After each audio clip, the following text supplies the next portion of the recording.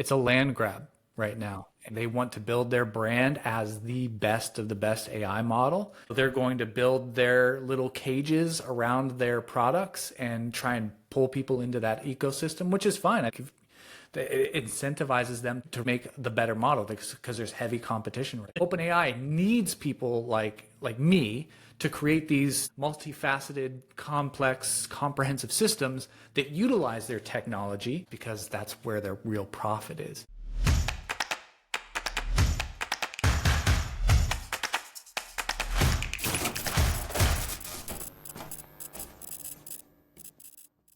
I was saying it's similar to, in the acting world, you kind of get pigeonholed into, you do this one kind of role, right? And I've always fought back against that. I mean, there are some actors who break out of that, right? They do such a wide range of roles.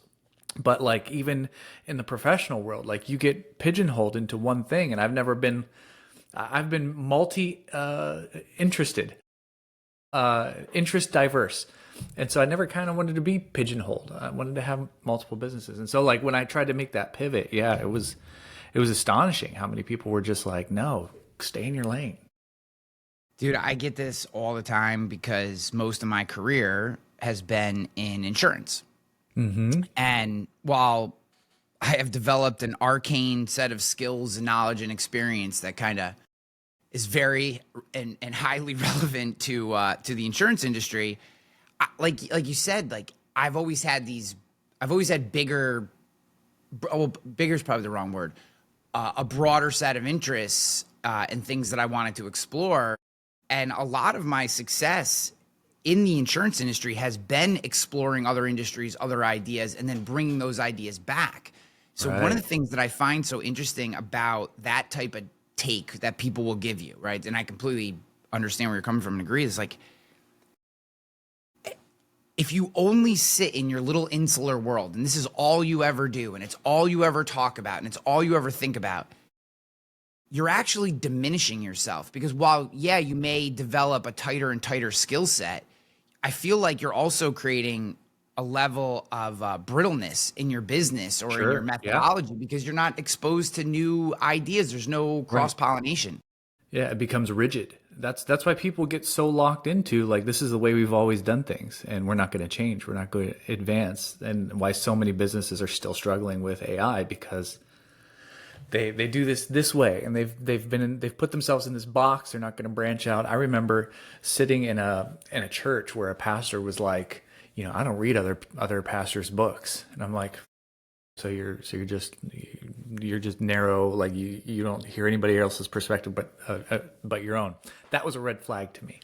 So I think it was probably like 10 plus years ago, I wrote an article about how if you're not growing, you're dying. And everything in life is that way. Every living thing is the same way. You look at vegetables in the garden. The minute that vegetable stops growing, it starts decaying. And so I've always felt that way. Like I need to grow. The minute that I jumped out on my own to be an entrepreneur, I had a little side hustle going on, but I had a full-time job at a t-shirt printing shop. I was designing t-shirts. The minute I realized, I'm not going to grow here. There's no, like, my salary might increase a little bit, but like I have no growth opportunities. There's no role above me. It's like me and the owner. I'm not going to grow here. I need to go. I need to leave right away. And so like if I ever feel like I'm not growing, I like go into panic mode. Like I got to get, how can I start growing again? Because I feel like I'm dying at that point. So humans were not made to be static. I think your point on the pastor and on others who I've heard others flex that idea, right? I've heard comedians say it. I've heard authors say it. I've heard other speakers say it, right? I mean, I know you speak a little bit and I have for 15 years. And like, I'd bump into speakers on the road and you'd hear them say like, oh, I don't watch other speakers or, I don't. And I'm like, I don't understand. Like, how do you find new things? How do you come up with new ideas? How do you expand your game? Yeah. Like, can you imagine a basketball player being like, I don't watch other basketball players. Yeah. I don't study a football player. Like, I don't study the other team's plays. Like, what? It makes no sense. It seems ridiculous to me. Yeah. I mean, I know for me, I always felt uncomfortable up on stage. Just here I am speaking professionally, getting paid, but standing on a stage always made me feel uncomfortable. And then I saw a good buddy of mine, Marcus Sheridan, speak for the first time, and he works the crowd. And it was Boy, like, does he. oh, wait, you mean there's no rule that I have to be up on that stage? I can get down with Yeah. the people? Yeah. And then unless it's like in my contract, I have to stay on stage for some reason, sometimes that's the way the Right. Yeah. event's set up. I'm down in the crowd. And even then I'm usually, lobbying to figure out how to get it because, that just works for my style and whatever. But if I hadn't been open to looking at other speakers, in particular, in this case, Marcus, I would have Right. never seen that and implemented it in my own work. And Yeah. that to me is like one of the things that I see with AI and why I was so excited to chat with you today, especially, having lived such you lived in the social media world, you've lived in the design world, obviously you have this actor training, and now you're developing this highly successful AI app and doing incredible things. Like, when you're running into people who are hesitant to engage in AI, right? Who are still maybe they're interested, maybe they followed you for a while, but they still have that hesitancy. What are the obstacles? What are the questions? What are the fears that they're presenting you with that you're seeing most commonly? Well, the number one fear is people think, oh, AI is going to take my job. I mean, to me, it sounds ridiculous at this point, maybe because I've just explained it so many times, but that fear is real for a lot of people. So back in, oh gosh, what was it? May? I think it was May. I was speaking in Branson, Missouri at a conference to journalists. So this was journalists, media entities, magazines, newspapers, online news blogs.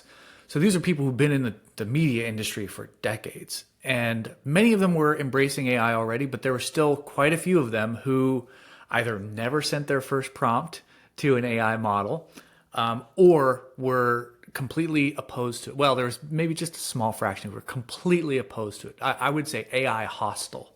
And boy, I'll tell you, that was an interesting conversation. But the number one thing was just, like, AI is going to take my job. I'm going to be out of work. I'm going to be out of a job. I'm going to, not have anything to do anymore. I'm going to be fired because an AI is going to replace me. And I think it's such a natural thing to think, especially with all the influencers, the AI influencers out there who are talking about automation so much, who are talking about AI agents and talking about how you can revolutionize your business with AI, and really just talking a bunch of theory instead of pragmatics. But if you sit and think about it, the AI has to be prompted by someone or something. And AI is still not at the point where it can be completely unmonitored. You still have to check its work pretty thoroughly because it still hallucinates, it still makes stuff up, it still gets things wrong. Even if you feed it a source of truth where it can reference the information, it can still get stuff wrong. It can make the wrong conclusions that you're not looking for. So you have to have, number one, a human who is telling it what to do. It's prompting it in some way, or even, setting up the automation. Even if it's a human setting up the automation, there has to be quality checks along the way to make sure that the end product isn't completely off the rails. So you have to have a human in the loop to a very good degree. And I don't think that will ever completely change. Sure, maybe one human will do more monitoring of more AI systems, and there will be more AI systems doing more things, but still there's going to be a human at the end of the day having to check the work and make sure it's still doing its job the way it's supposed to do, or refining that job. Maybe they find some inefficiencies in the job as the human put it together, and now they got to make some changes. So I think it's still pretty irrational. Having looked at the whole history of technology, right? Our generation in particular has gone through so many paradigm shifts. You think all the way back to the age of when the internet came online, right? And this is something I talked about with Brad because it hits my heart so much to know that there was a business paradigm that hit the world. Nobody saw it coming. And the businesses who fought against it, who resisted it, who said, no, we've always done business this way. Our brick and mortar is the way that business, this internet thing's a fad. And those businesses are gone today because they refused to adapt. They didn't have the access to knowledge or learning or teaching. They didn't have anyone giving them a helping hand, walking them through that. I don't want to see that happen again. So I think this fear may be based in a lot of the fiction that we've been fed about AI, but also maybe some of these paradigm shifts that we've seen over the years where, people have gone out of business because the age of the internet took over. All that to say, I think there is truth in the fear, but if you dig through the rationale, at the end of the day, humans are still needed, critically needed, to make sure that these AI processes are working. And so the only way to truly get past that is to just dive in and start learning AI, exploring AI. The cliche that I've used probably 100 times now is that the AI is not going to replace you. Somebody using AI is going to replace you. So unless you equip yourself to be that person using AI. And this is why we fight so hard and work so hard at Magi to make our tools easy, accessible, and every single week we're doing a live training, teaching something about AI, giving people pragmatic use cases of how to not just how to work with these AI, but understand how they work so that they can then innovate and iterate from there and apply it to their daily work and lives. So yeah, that was a long way of answering your question. What's the number one thing? People are still scared it's going to take their jobs. Yeah, so I have a slightly different take that I would love for you to get your thoughts on. I actually wrote a post a couple weeks ago that went fairly viral on LinkedIn. It was directed at insurance agents, but basically I just said, some of you are losing your jobs. AI is going to take some of your jobs. I get the AI won't replace you. Humans who use it will replace you, because I think that's mostly going to be true. But I also think in pivotal transitional moments with technology, which we are absolutely in, I think what ends up happening is the businesses that weren't really run well to begin with, they get exposed. Yeah. And no, absolutely. That happened with the internet. It happened again with APIs, VoIP, kind of that digital era, that 2010 to 2020 era. And it's happening again now where companies that were able to leverage, just maybe there's their brand or their legacy or their relationships, et cetera, but aren't run particularly well. When they hit these transitional technology moments, they get exposed. And most of them, it's not that they couldn't adapt it, or start using a tool like yours, but they don't have the decision-making process. They don't have the systems. They don't have the people. They don't have the infrastructure in place to even consider these things. And they just get mowed down. Yeah. And what was funny was I expected when I wrote that post to get a lot of people being like, no, this is just another, BS technology, whatever. And I was shocked at how many people were like, yeah, I think there's a lot of people missing the point here. If nothing else, no one's going to be growing headcount. There might be more smaller businesses leveraging this tech to do more, but companies aren't going to be putting on headcount. Why would you put on headcount when, Right. We were talking about it before we went live. Well, we are actually at this point. Yeah. We're putting on headcount, but we're going through an extreme growth phase. Yeah. But I'll clarify and I'll validate exactly what you said. So I wrote a blog post, I don't know how long ago, but it was around the time there was a bunch of companies, big companies, laying off massive amounts of people. And they were blaming it on AI. They were saying, hey, we're laying off all these people, but why? AI? I don't know.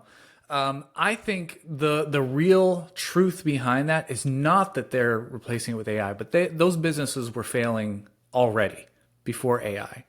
There were inefficiencies. There were, over hiring. We saw this. Yeah, far be it from me to bring up a touchy subject, but Elon Musk, he went into Twitter, fired 70% of employees. Everybody's like, no, it's going to die. How is Twitter going to stay online with only 30% of staff? Well, guess what, folks? It stayed online and it's running Well, it's running. I won't say how well it's running, but it's running, and I love being there. So I think that the truth is, to your point, is they're realizing they don't need as many staff as they've already had. They've maybe overshot their staff, or maybe numbers are down because the economy's been doing kind of this thing for a little while as we stabilize into this new, this new administration. But yeah, they're using AI as an excuse, but at the same time, you're 100% right. Like they're not hiring now because they realize, oh, I can. These two employees who were doing 5 hours of work can do that same 5 hours of work in 30 minutes now. So we could increase the workload without having to hire more staff. And so, yeah, you're 100% right with that. So I also want to clarify my statement. I do believe AI is going to eliminate jobs. But my point in saying, someone using AI is going to replace you, whether it's your manager going to replace you because they learned AI and you didn't, that is going to happen. So there's going to be less jobs that are AI-able, that are accomplishable through AI. But the point that I really try to emphasize is that if you learn, if you grow, you can be the master of your own destiny. You don't have to be a victim in this AI paradigm shift. You can learn those skills, become a valuable member, of a valuable asset in this new AI economy. Equip yourself with the knowledge so that when somebody is hiring for a new prompt engineer role or a new AI administrative role, you have those skills and you can accomplish that job. And so, one more little history lesson here. So back when sewing machines became a thing, back when, seamstresses were the only way that garments got made, and then sewing machines were invented, there was a whole panic in the industrial industry because all these seamstresses were like, we're going to lose our jobs and these machines are going to take our jobs. And they absolutely did, but not in the way that the seamstresses never worked again. Their jobs just changed. They became more efficient. The quality became easier, and it just shifted. I think it's a much different thing now. I'm not saying it's exactly the same parallel, but we've seen this through multiple industries. And, whether that's the seamstresses or the printing press, scribes and people, transcribers, their jobs changed. And many of them, those jobs went away forever. So it's just a matter of, human beings are adaptable if you let yourself be. And, going back to that thing we started talking about, like if you're not growing, if you're not advancing with the technology, if you're not advancing with the culture, then you're going to get left behind. So as long as you're growing, equipping yourself, you can become a valuable part of the next phase of our economy. I think you brought up a really interesting point about the victim mentality. So I think when we hit these transitional technology moments, it seems like people become very polarized. And I don't mean that necessarily in the political sense, although obviously we're there as well right now. Sure. But more in this idea of like, you get people who are Machiavellian and you get people that are Marxist, right? So it's either I'm a victim, I need to be taken care of, this new technology is going to push me aside, and they tend to go towards the Marxist ideas.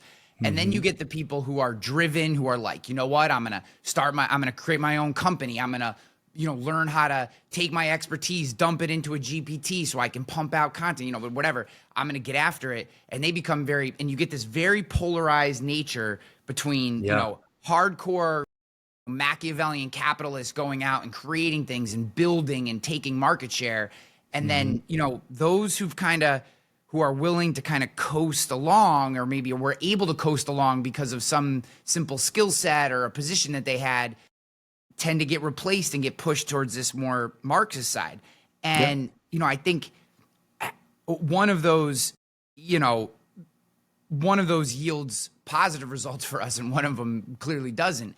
And, how do we, I guess, what are the things so if I'm sitting in a company from where you're at, right? This is kind of where I want to go with this question. And I don't want to be replaced. I'm looking at this going, this is a huge opportunity. You know, I'm 44 years old. I got another 20, 30 years of career left. You know, I want to make sure I'm capitalizing on this. You know, what are the things that I'm looking at that I have, right? Is it my knowledge? Is it my network? Is it my, my system, process, discipline? Is it, what parts of my skill set should I be cultivating that fit with AI that allow me to launch faster, if that makes sense? It's a great question. And I think the most valuable thing that we have as humans is the thing that AI will never have. And that is our unique combination of predispositions, experiences, and the way that we see the world. So we have, from the day that we're born, we're being influenced by our parents, we're being influenced by our relatives, whoever we're growing up around, the TV shows that we watch, the books that we read, the teachers that we have, all of it is shaping us and molding us in a way that's so unique that there will never be another human being. It's early in the morning for me here in California. I'm only halfway through my first cup of coffee. There will never be another human being that is as uniquely put together as you. And it's for that reason that AI can never match you in terms of how you see the world. Now, AI's greatest strength is that it has absorbed and been trained on billions of parameters. It sees so many different perspectives. It's been trained on all these different perspectives. But in that great strength is its greatest weakness, because it doesn't have an opinion. You can make it sound like it has an opinion. It will fake an opinion, but really all it's doing, it's filtering and sifting all its data to give you an answer that kind of matches what you're looking for. So the way that you view the world, if you're using your critical thinking, right, you're using your wits and your wisdom and everything that you've been grown into as a human being, that will be your greatest strength in the AI economy. When you bring your expertise and your perspective to your work and augment it with the infinite knowledge of AI, that's when you have real synergy and when you have real results that can't be replicated by some predetermined process, right? That's where your unique ability lies. Yeah, I love this idea. I was listening to Dan Martell the other day, and if you guys don't listen, it's the Martell Method is his podcast, and he was talking about this process that I've seen other people go through, but he was kind of breaking down how he did it, of taking all the content he's ever created and putting it into, he didn't exactly say what model he was putting it into, but we'll just say a custom GPT, and basically then he put some documentation together around his personality and how he viewed the world and all these different things to basically give, like, he could now ask this thing questions about things that he had forgotten. He's like, I might have said something 3 years ago that would really work for this argument I'm trying to make today, but how am I going to remember that I said that 3 years ago on, podcast 172 or whatever? He's like, and now the AI can start to prompt out these similar things that we just don't, our brains aren't set up to catalog and reference all these individual highly specific data points. We all know, almost with every moment, our memories become a little fuzzier and fuzzier, which is why, like, when you imagine yourself as a child athlete, you hit 27 home runs and were the captain of every team, even though you didn't even make your modified baseball team or whatever. It's like we start to get a little fuzzy. And what AI can do is, and was his point, and I thought it was a wonderful one, was it can take your work experience, your work thoughts, your beliefs, your content, and now you can remember it in its crispest and clearest form, and now reference it into your future work. And he said, and I wish it was my original thought. It's his. That's why I'm giving him so much credit. But I really thought it was good. Was like, he said he's able to build on his work faster today because he can accurately reference what he did in the past, if that makes sense. And I was like, That makes a ton of sense. holy shit. I was like, I got to start. So this is a project I'm actually working on behind the scenes now. I mean, I've done over my career thousands of podcasts, thousands of blog posts. I mean, you've created so much content too. You know, I'm struggling with how to get like some of the social media content in there, and you know, working through it. I don't want to say struggling, but like this idea of if I could reference ideas things I was talking about on X topic 5 years ago, how much faster can I move in building on those ideas today? Because I'm not guessing at what I thought 5 years ago. It's right at my fingertips. And man, I was like, as a leader, as someone who likes to create, if you need to do SOPs, best practices, systems, I mean, all these things inside your business, to have all that at your fingertips, you're basically the collective knowledge of your professional life at your fingertips is a competitive advantage that I don't even know that you could throw a value on yet today. Yeah, that that makes me think of. So, are you a big Netflix watcher? You watch a lot of shows? Unfortunately, I can be sucked in and death. What is it called on Netflix? Death Binge stream. watching? You know, Oh, yeah, Instagram death scroll. I can death stream So episodes of shows. the only way to turn off my business mind is to like just go head first and lose myself in a TV show or a movie. That's like my de-stressor. Recently, one of the hardest things about Netflix, and I equate this to why we created Magi, but like you go in and you don't know like what to watch because there's just too many options, right? And so one of the things I love doing is finding a show that has like a lot of episodes, and then I don't have to think. Next time I log into Netflix, I just know, I'm just going to grab the next episode. No thinking, just turn it on. I found the show recently called Rust Valley Restorers. Have you heard of this one? Okay, so the premise is there's this guy named Mike Hall. He's from BC, Canada, and he owns just huge plot of land, and he's got dozens of these old junk cars. And so he started a car restoration business. And so he's going to restore all these cars. But the plot of land is just massive. And he has all of these, he calls them treasures, but it's just junk everywhere. Dozens of these old cars, frames, pieces, parts. He's got containers filled with new and old parts. He doesn't know where anything is at any given time. And like half the show has spent him like rummaging around with his partner, trying to find these parts. And so what you said is really funny. That kind of feels like how our brains are, right? We've got all this treasure in here that we've accumulated over the years, wisdom, knowledge, and like accessing it becomes so difficult because you're like rummaging around and they're like, what did I say about this thing? When did I do that other thing?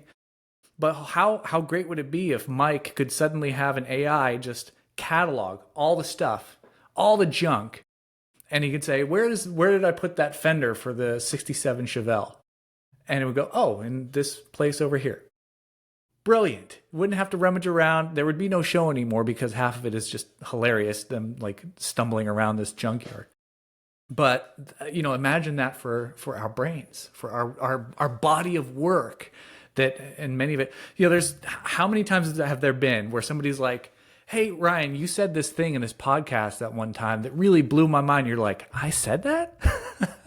I can't even remember that I said. No, seriously. It does happen. Especially when it's funny because, and I do this sometimes with certain shows that maybe I picked up 100 episodes into their, podcast or whatever. You'll go deep cuts, be like, hey, let me just scroll into the archives and find an old episode, that with maybe a guest that, whatever, it could be 3, 4, 5 years ago. And people do this. This is something a lot of podcast listeners do is they find a show, they like a couple episodes, and then they'll go deep cuts. And when people email or DM or something about it, I sometimes am like, I don't even remember what planet I was on 3 years ago when I was talking, like you don't remember it. It's crazy. But one thing I think is really interesting because I see the potential for a really interesting counter movement as well. So AI, take this idea of kind of creating a second brain that we can easily reference, right? Okay, we'll put that over here as AI.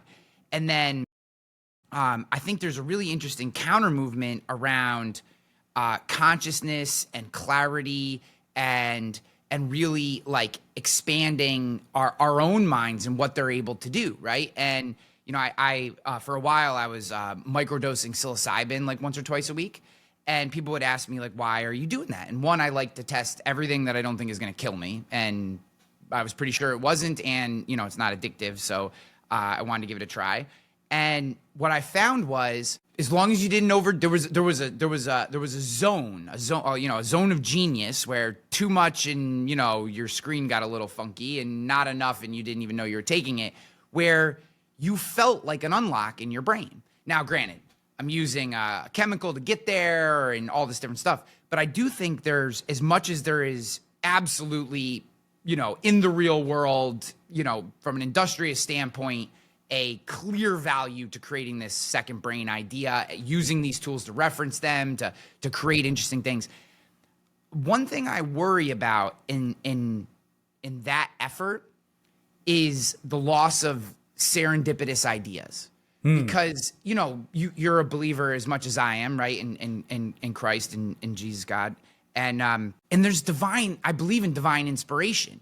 And if everything is mechanical, right, in an AI, if you live solely in that world, then I wonder if you lose that serendipitous, you know, the muse, divine, you know, however you want to define it. Sure, Do you lose that, or does it amplify that? I mean, because some of the ideas that sculpt the world, when you listen to the inventors or the individuals who crafted these ideas, oftentimes they don't have a clear answer as to where it came from. Right.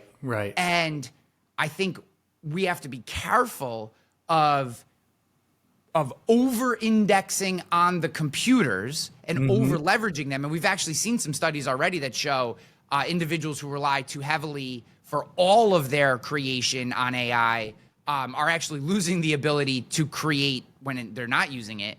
Like, where do you see that transition, or how do you marry that idea in your own life? How do you make sure you're not losing some of your natural skills by over-indexing on the AI so that you can still keep that human spark? Yeah. I think it first starts with an awareness, a desire to grow. I think anybody who does want to grow will be highly sensitive to that. I know I am. But, you know, think about it like almost like our physical world. I could sit here all day and be great. I've worked from home since 2014. I could stay in my house all the time. But there's a part of me that starts to get antsy. And a part of me that's like, I got to get out of here. I got to stretch my limbs. I got to go to the gym. And in fact, I'm missing my gym workout time today to be here with you. Not that we can do some push-ups together on camera for the YouTube podcast if you want. No, I'll go after this. But like, I start itching, right? I start to get that feeling because I want to be growing. I want to keep my physical, my strength. I want to stay physically fit. And I can tell when I'm not. Same thing is cognitive. So like when I'm being lazy, mentally lazy, I can feel it. I can start to feel my brain getting, you know, squishy. So I can feel that. I have a sensitivity to it. Some people may not. And one of the things that I think is very true, that lazy people are going to be lazy. They're going to find more ways to be lazy. Whereas people who want to do their best work will find ways to do their best work. And so I think there's definitely an awareness that needs to happen. Yeah, it can be a crutch. So back in the day when we had to memorize everybody's phone number, right? How many phone numbers do you have memorized today? Probably not that many. Not many. Not many. I can actually remember you know what I realized the other day, dude? This is so interesting. Is I know the last 4 digits of a decent number of phone numbers because sometimes they come up, right? But I could never tell you the full phone number anymore. So like I recognize the last 4 digits because that's what the iPhone will show, like next to someone's name. But I couldn't tell you what their phone number is. I'll just, you know, like my ex-wife is 3631. My dad is, 9113. You know, but I honestly couldn't even tell you what the first 3 numbers of their phone numbers are today. And I was like, that's a really weird thing that developed with the technology. Strange, yeah. Well, so back to what I was saying is just that, like, I think that if, as long as we keep our wits about us, we keep our critical thinking hats on. I think that's the most important part of it, is critical thinking. Again, going back to this idea that AI makes mistakes, AI hallucinates, AI isn't perfect. We have to keep our critical thinking hat on.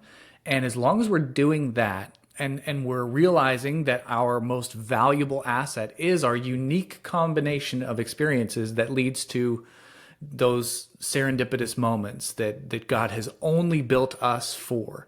I'm also a firm believer that God created us for a purpose, on purpose, and that there's nobody else in this world that could fulfill that purpose the way that he built us to. So as knowing that, I think as long as we keep that at the forefront of our minds, like, we're here to be uniquely us, and AI can never be uniquely us. We can fight that urge to be lazy, and fight that urge to kind of just use AI as a crutch rather than using it as a stepping stool. So I want to talk about your transition. You wrote this incredible article actually like 2 days ago or a day ago, and I was pulling up your website because I was learning about Magi, and I want to get there because there's a bunch of really interesting things that you've done that I'm like really intrigued about, and I want to talk about for the audience as well. But one of the things I thought was really interesting in this article, I'm going to link it up in the show notes, everybody. So whether you're watching or listening, just scroll down on whatever platform you're on, and I'll have the link there. But one of the things you talk about, dude, is this capture, right? You had always been a social media guy, a design guy. This is what you'd always talked about. It's what your audience knew you for. It's what your social media followers, why they followed you, why they were connected to you, were for those insights. And now you see this opportunity, you're called to it, you fight it, but you can't get away from it, and you decide to make this move into, hey, I'm gonna become an entrepreneur in the AI space and create this tool. And you said you talk about it in the article, and I think you do a wonderful job, and that's why I'm referencing it and pushing everyone there, is the friction of people had always seen you as X, and you're being called to become Y. And there's a lot of friction in there, right? And it creates doubt, and it creates probably some frustration, and it creates some fear. How did you? I think that's really natural. We talked a little bit before we went live. I've experienced a little bit of that in my own life. One of the places is taking this podcast from being an insurance-only podcast 3 years ago to the last 3 years expanding it out into broader topics, bigger topics. And I've had a lot of people email me and go, dude, I loved your podcast more when it was just insurance stuff. And it's like, yeah, except over a decade, I basically had said everything I could and wanted to say on that topic, and I needed to expand, right? Okay. So I think your jump is probably even more powerful because here you are, really, you're becoming an entrepreneur. Like, your career, your income, your ability to provide for your family is now in this company, and you have to make this transition. How did you, one, what were you really dealing with? And two, how did you fight through that fear and just maybe a confusion, frustration, et cetera, to actually make the transition to where you are today? How long we got? Do we have time for the Lifetime movie of my life? I'll try to keep it short. But so here's the harsh truth about being a social media expert. Many of the social media experts are broke because there's not a ton of money in being a social media expert. There are a fair few who become super influential and have really figured out how to monetize their social media expertise. But the vast majority of social media managers, social media consultants, they are not valued as much as they should be. People don't want to pay them what they're actually worth. And it's a real struggle to make a living, a comfortable living in the world of social media marketing and consulting.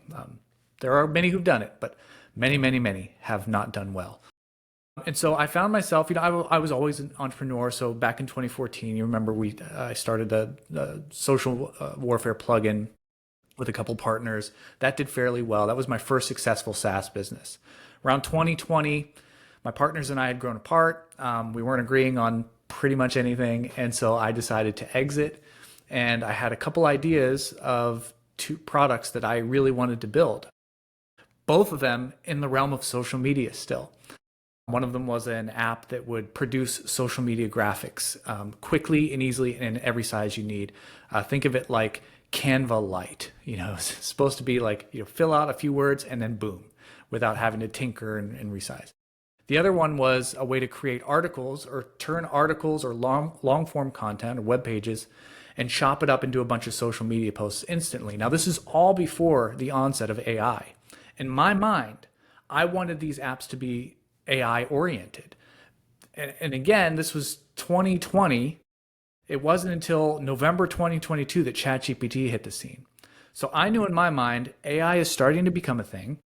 We had some copywriters out there, the Jaspers of the world, which back then were called conversion AI, if you're that old to remember, and then copy AI, a bunch of clones. And I thought to myself, I want to create an AI app that will generate images for people and one that will generate copy for people at scale for these social media jobs. Long story short, I had to raise money to build these apps because it was expensive. I didn't get anywhere close to the AI features because it just wasn't accessible then. I would have needed $100 million to make these products the way that I wanted to. I didn't have $100 million. I had about $30,000. So the MVPs came out, we built them, took us about 9 months, and $65,000 later, I'm broke. Nobody wants these products. I'm probably in the worst mental, spiritual, and financial state I've ever been in my life. I've got a wife and 3 kids to take care of, a mortgage that I don't know how I'm going to pay. And I realized my career up to this point has been great until it wasn't. And everything I was doing seemed to be failing around me.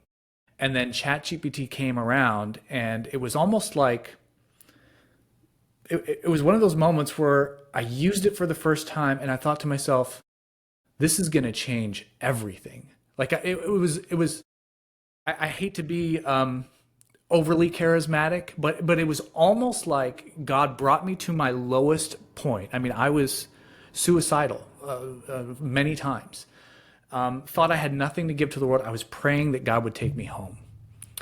And it was in that moment that I used ChatGPT that God almost gave me a vision of like, this is going to change the world and here's what it's going to look like in about 5 years. You need to pay attention to this. And I had such clarity in that moment. I had taken a couple clients. I was doing some web design and some social media for them at that point.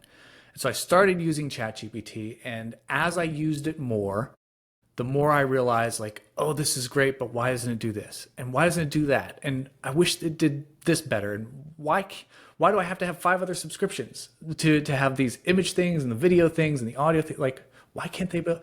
And it was almost like God said to me, this is how I built you, to find all the gaps, to find everything that's wrong, and to build something better. And so in 8 weeks, when I finally decided I had this idea for Magi, I start to finish built it by myself, no capital, no team, no resources, just me sitting at my desk going, I got to figure out a way to pay my mortgage next month and make sure my kids don't go hungry. And by the grace of God, I'm not a developer. I know enough code to be dangerous, but it was like when the student's ready, the teacher appears. God put all the teachers in front of me, and I learned what I needed to learn and built the first version of Magi in about 8 weeks, launched it March 31st, 2023, just 4 months after, or 5 months, I guess, after ChatGPT hit the world. Dude, it's incredible. And I it's funny, you're in very good company, dude. I had something very similar happen to me with my last startup. Founded an insurance agency, grew it, sold it. Unfortunately, sold it to the wrong people. Watched my baby kind of get torn up and shredded, and and I made good on the numbers that I needed to make good on. But like the first moment that I could hit an exit, I exited, and it was this moment where now I was used to having this company, and I had 25 employees and all this stuff, and was making money, and now all of a sudden, I had a little bit of money in the bank, but I had no job, it was the first time in my life that I ever woke up and didn't know what I was supposed to do, right? Similar, I knew and have felt the same thing with marketing, even as a CMO, and I've been a CMO a couple times, you're always put a peg below, right? Because you're the marketing guy. Right. And I was like, I got into marketing because charismatic, willing to create, and Sure. it felt like an easy path to move up the rungs. The Yep. problem is, and you talked a little bit about this, like you get pigeonholed as a Yep. marketing guy, and it's like I'm not even a good marketer. Yeah. Like Yeah. honestly, like if you were to put me head to head with like a good marketing person, I would get slaughtered. I just, you I, know, I feel the I same way about myself. yeah, It's like, I'm not this.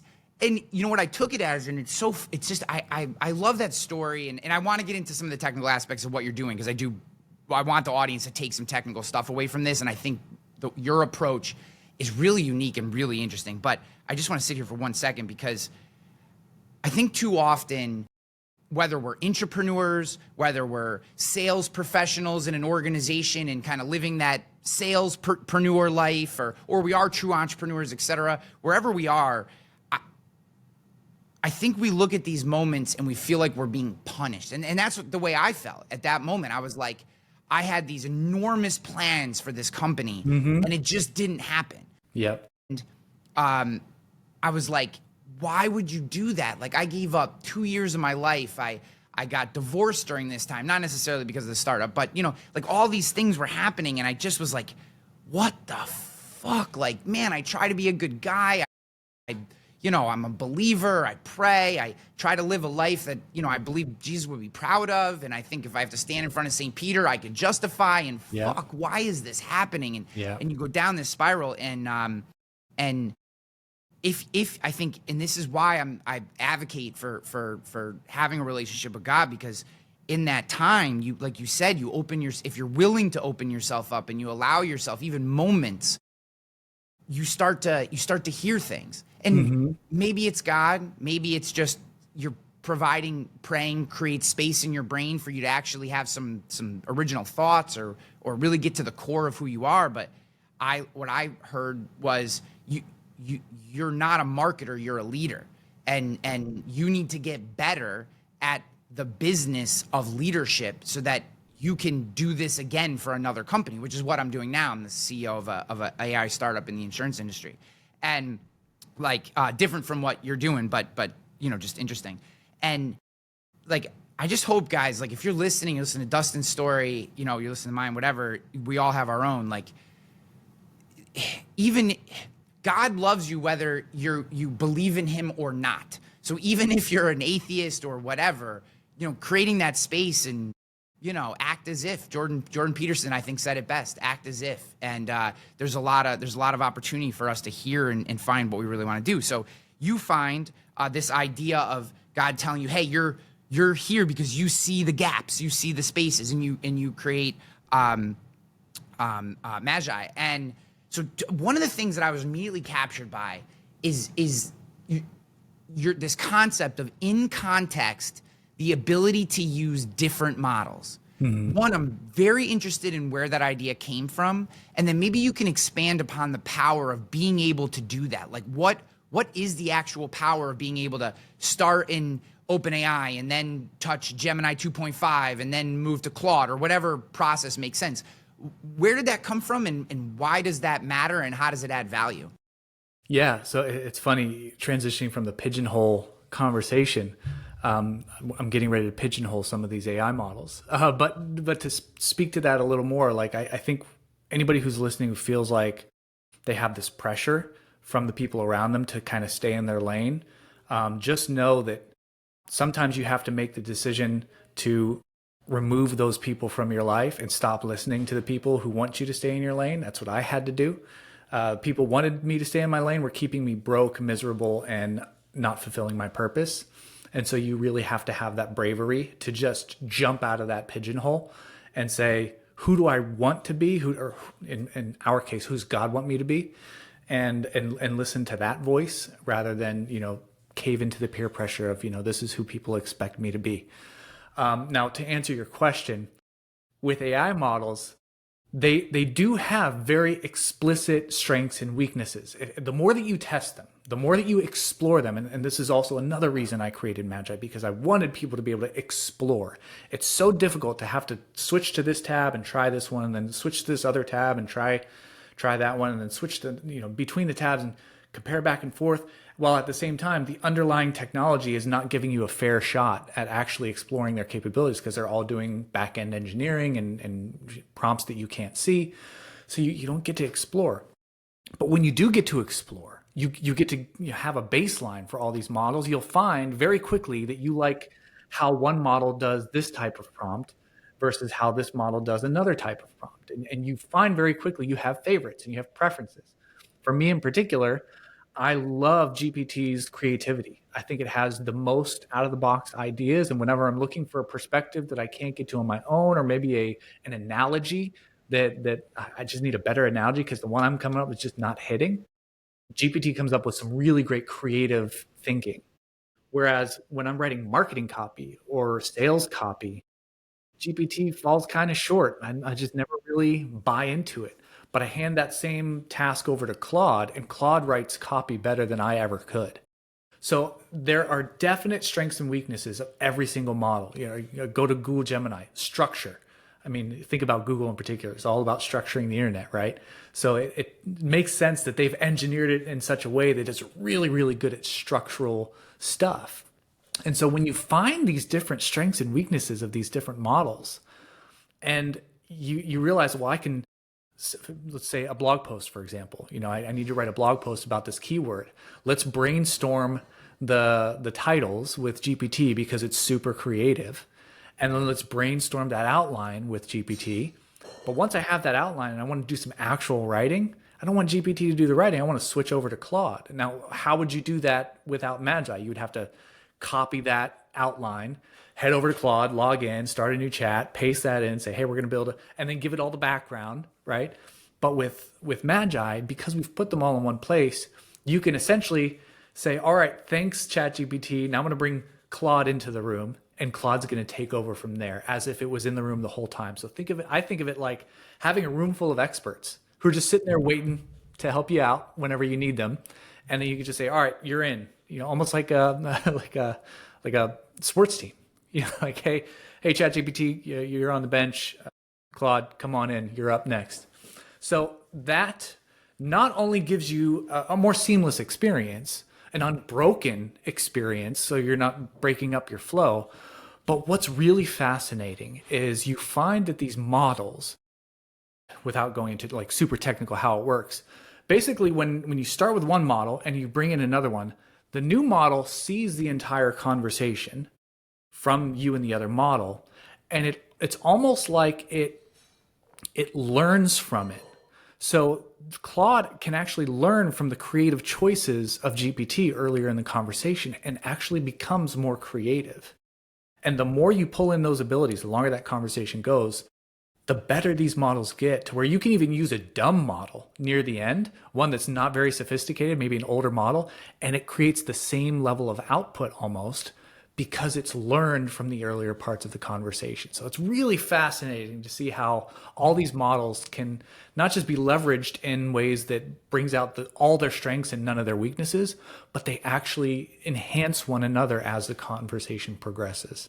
Yeah, this to me is the future of creation, because I completely agree.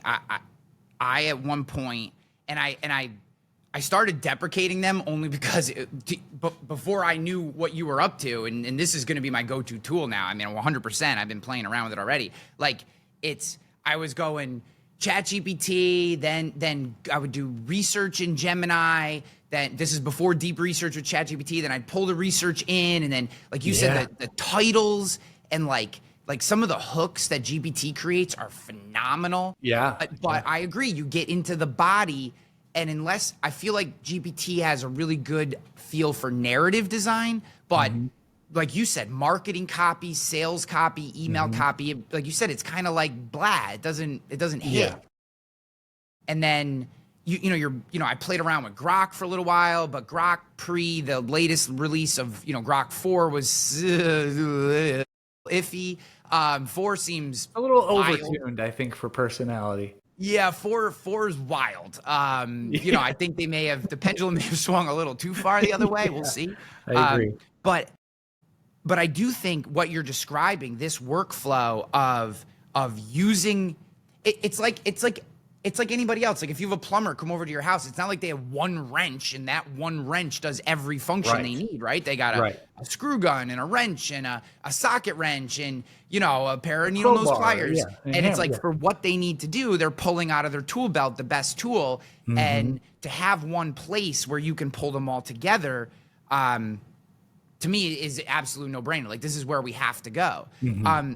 Like, do you see a time when, like, to me, it feels like we're in an expansion phase, obviously, of AI. Well, I shouldn't say obviously, but to me, it's obvious that right now we're in pure expansion, right? We're just new models popping up all over. You have entire countries creating new models and all this different stuff, and it's really wonderful and wild. It's really like a true FAFO moment Yeah. for the world. Do you see where we start to come back in and these models actually natively start to work together, or do you think the business of AI will keep that from happening? I think the business of it will keep it from happening Yeah. because these companies are all trying to, it's a land grab right now. And they want to build their brand as the best of the best AI model. And so they're going to build their little cages around their products and try and pull people into that ecosystem, which is fine. I think it's great. It incentivizes them to really make the better model because there's heavy competition right now. Well, when I say heavy, there's really like four competitors. There's four top ones. China out of nowhere comes up with a new DeepSeek model that is more efficient, more costly, and can do just as well as the GPT models, but at a lower price. And so we have real competition in the market. So I think that's great. Now, the thing is, these companies are losing money hand over fist on subscribers. So your ChatGPT subscription, your $20 a month you're paying ChatGPT, OpenAI is losing so much money on these subscribers that they have to find other ways to monetize their models. And that's where apps like Magi come in. Because Magi, in relation to OpenAI, is pure profit for them. Every time one of our users uses a ChatGPT model, we have to pay for it. We are paying for every single transaction that happens. And so OpenAI needs people like me to create these multifaceted, complex, comprehensive systems that utilize their technology in a way that's 100% pure profit for them. And so I think it's a really interesting ecosystem, right? They have to build their own little castle on their own little hill, but at the same time, they have to make it friendly with working with other apps because that's where their real profit is. Now, in terms of capabilities, I think it is rapidly expanding, but the sort of truth behind the scenes, if you talk to any of the AI engineers, is the AI model growth trajectory is actually slowing down. Because if you think about it, once you've trained on all of the world's data, how do you get smarter? How do you make a smarter model on the same data? So now, they're talking about creating synthetic data, data that's fake, created by AI. So even with this, you're watching these capability charts, and it's like, it shot up real quick, and then it's starting to kind of plateau out. And so I think we're seeing a slowdown of like model releases and model capabilities. There's all these rumors of GPT-5 coming out before the end of summer, and that might happen. But I don't think it's going to be the mind-blowing hype of the first version of it, right? It's going to be an increase in capabilities, but it's going to be slowed down. And I think what that means is now this Wild West is starting to get a little more tame. It's starting to stabilize a little bit more. And I think that's a good thing for everyone. Yeah, I think just like raw hype cycle all the time, we just all be burnt out. But I it's agree, starting to because stabilize. that stabilization allows entrepreneurs like yourself to start to create the towns, the meeting places, right? Yep. I mean, if we're using the Wild West analogy, right? Like you're able to actually put down some roots and build something, Right. because now the models aren't shooting off in every direction. The iterations have less deviation in them, which I think Yep, is a good exactly. thing. Actually, the last I don't know if you listened to the All In podcast, but the last episode in the most recent week here, which would be the week of July, I guess it's the 7th. It would be that week's episode, the week before we're recording this. And I'll try to link that up in the show notes too. They talk about this idea of synthetic data. And I know we're getting up against a number, but I just want to put this in front of you and get your thoughts on it because you're so deep in this world. So guys, the idea of creating synthetic data is exactly what Dustin just said, right? Essentially, ChatGPT and OpenAI have indexed almost all of the knowledge that they can get their hands on today. There are pockets that are still hidden, but for the most part, they have their hands on everything that's available digitally. They've consumed at this point, and they're consuming as new as created as well. And just read your private API contracts if you don't think that's happening. But that Unless being you're a Magi said, user, then it's all yeah, private. that's good. Some of these tools, you got to be really careful because some of them, there are different versions of the API, and I think some people don't realize what they're putting in. That being said, the idea of synthetic data is that they take and start creating data that has no physical or any basis in the real world in order to train these models on increasingly difficult problems, on increasingly diverse problems, to give them things to train on.